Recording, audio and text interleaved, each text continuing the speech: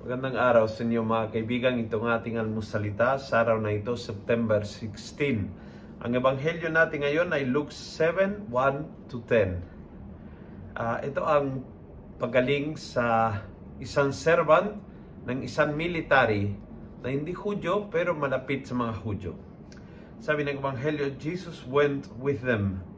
He was not far from the house when the Roman officer sent friends to give this message. Sir, do not trouble yourself, for I am not worthy to welcome you under my roof. You see, I didn't approach you myself. Just give the order, and my servant will be healed. Naintindihan ng lalaking ito ng dalawang bagay, na kaya ni Jesus sa isang salita lamang magbigay ang kahilingan, ang paghilom na hinihingi ni Jesus. Isang salita lang ni Jesus at gagaling yung kanyang aliping, ang kanyang servant.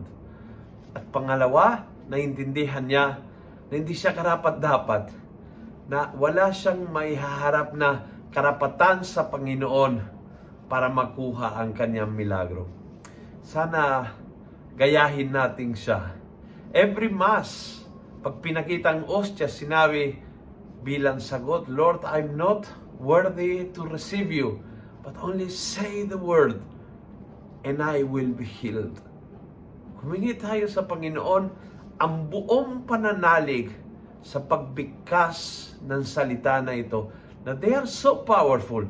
They touch the heart of Jesus so much na naging parte ng misa. Not everything from the gospel came to be part of the Mass. This we repeat and repeat every day. Lord, I am not worthy to receive you, but only say a word and I will be healed. Kung nagustuhan mo ang video ito, pass it on. Punuin natin ang good news ang social media. Gawin natin viral, araw-araw ang salita ng Diyos. And God bless.